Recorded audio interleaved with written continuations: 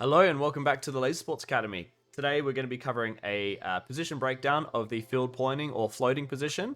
Unlike the other ones we've done in this series, I'm going to be doing it just looking at a maze map, moving a bunch of stick figurine men around to get my points across, rather than going through an arena in person, just because when I was thinking about it, I felt like it was going to be hard to convey what I wanted in person in an arena. I also didn't think it would be very interesting either. So we're going to deal with some maze maps and stick figurine dudes instead. So how teams use their players in field pointing positions is, in my opinion, one of the things that separates the best teams in the world from the rest. So today we're going to be covering 3 essential parts to being an impactful field pointer or floater. And that's triggers to leave and crunch, reset positions, and meaningful tags. So yeah, without further ado, let's get into it. Alrighty, boom, here we are. Maze map, stick figurine dudes. Let's get right into it.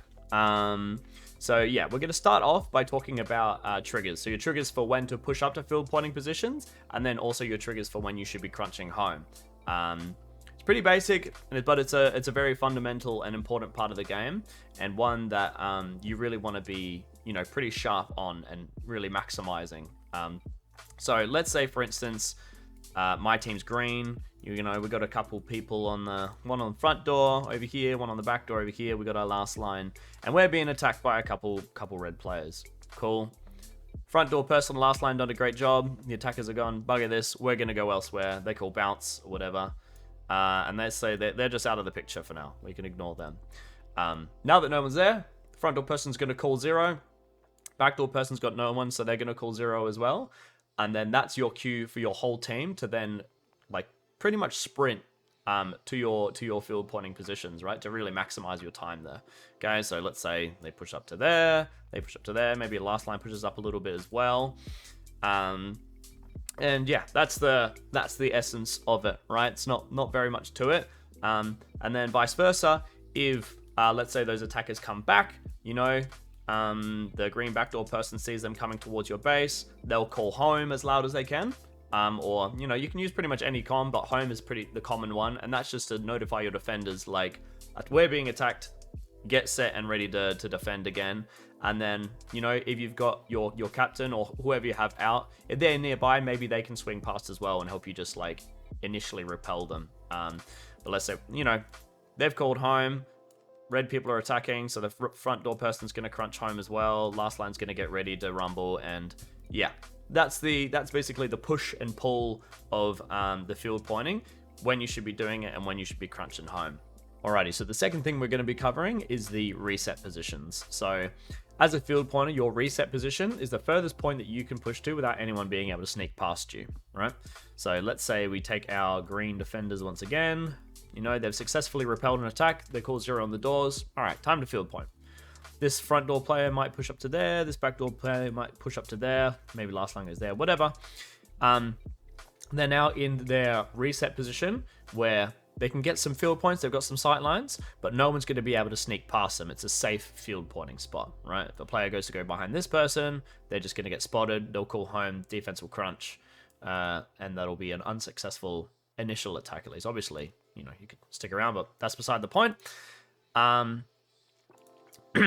So this is all well and good, but especially once you start wanting to break into the higher levels, it's all about every single individual on the team maximizing their impact on the game.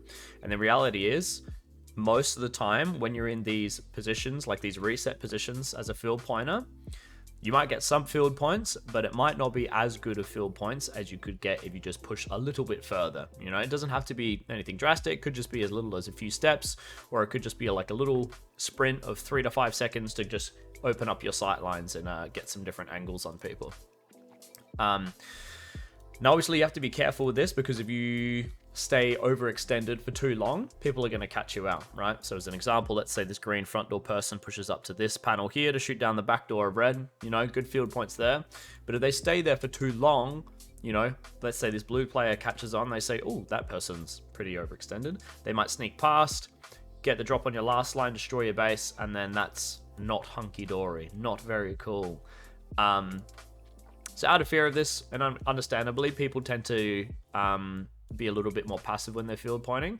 But what I would encourage is, rather than just sitting these field pointing reset positions, or staying overextended for too long, you know, the what you want to be doing is somewhere in the middle of that. And that's where I add like, yeah, little 3 to 5 second blitzes to open up my sight lines for a bit, get a couple extra tags that I wouldn't normally be able to get if I just stayed safe, and then go back to my reset position. So, you know, let's say there's a player here or a player here. If I'm just in this reset position, sure, no one's going to get past, but I'm not, me, you know, I'm getting some field points, but I could be getting more. Let's say I'm here, I look around, I go, oh geez, there's no one here. I could probably push up for a few seconds. You can make a mad dash here, maybe tag this person in the back. While you're at it, come around here, shoot that person in the back. Obviously, how this looks will be different in every arena or whatever. And then once I've done my little 3 to 5 second blitz, I can go back to my reset position, make sure no attackers have snuck past, and then I can do it again, right? Another way you can really maximize your time blitzing, right, and really opening up your sight lines is by positioning your last line in a spot where the field pointers can do their blitz, but rather than having to come all the way back to their reset position and, you know, maybe scout out their door to make sure no one snuck past, they can just kind of poke their head around the corner, and if they see their last line is pushed up to their reset position, that means no one's attacking the base, and so you're instantly good to go for another blitz, right? It's all about maximizing your impact of the game and, you know, your actions per minute kind of thing. And yeah, all of these things combined is a great way of achieving that. Alrighty, so lastly, we're going to be talking about the idea of meaningful tags. So not every tag is worth the same, right? In terms of the points you get for one tag, sure, it's worth the same. But in terms of the overall impact on the game, it's, yeah, you can have much more valuable tags. So let's take our green front door defender once again. And let's say my attackers, the attackers on my team are attacking the red base. Cool. So my attacker teammate's gone over to here. They're about to take a duel against this defender on the back door. Let's say I'm here. I go, cool, no one's around. I do my little blitz. I push up a little further and I shoot this person in the back. They're out of the equation. Now I've already won one of the little games, one of the little goals to get my teammate into the base. All they have to worry about now is getting in, tagging out the last line, shooting that base, right? So that one tag I got on that door defender ended up helping my team get a base, right? That's worth way more than if, let's say, I just stay in this reset position, right? And, you know, maybe there's a few blue people loitering in the middle of the arena. Even if I shot like 5, 10, 15 people, those tags are worth less than me pushing up a little bit and getting that one tag if it meant my team was able to get a base, right? On the other end of that, you can also have meaningful tags by preventing the other team from destroying the third team's base, right? So let's say in that same example, we swap out this green guy and we put a blue dude in there. Cool? Let's say, you know, blue's attacking red.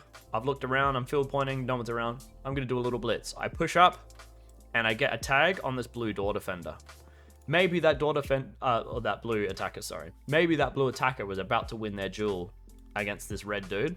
And if they had won that, they get in, shoot the last land, and then they destroy a base, right? Already, again, that one tag I got there was worth quite a lot because you prevented the other team from getting 3,000 points. The one thing you do have to be careful of when you are trying to prevent the third team from getting the defender's base is when or if you shoot the defenders at all. So let's say in that same example, I push up to here. All right, the blue attack is about to activate, and I shoot the red door defender. Okay, they're out of the equation. Maybe I was planning on shooting this blue player as well, but I get shot on the back by one of their field pointers. All right, that person pushed up, shot me in the back. Now I've removed one of the obstacles of that attacking player from getting into the base, and maybe that results in them getting a base. That would be an example of a bit of a blunder, if you will.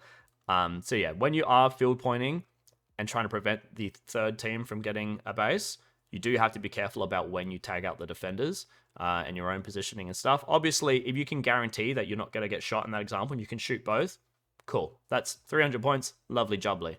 But it's just something to bear in mind, and it's something that I feel like everyone throughout their laser sports journey in team games or drills or whatever have experienced where they're trying to defend their base, they get shot in the back by the third team, and they end up letting the other team get a base. It's pretty frustrating, but it does happen very often. It's just something to keep an eye out for. Cool. So that wraps up our position breakdown for today, covering the field pointing position and looking at the green light for when to push and when to crunch.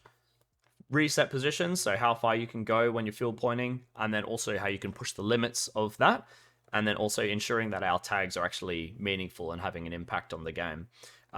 If you can master all three of those things, you'll be a massive asset to any team that you're on, right?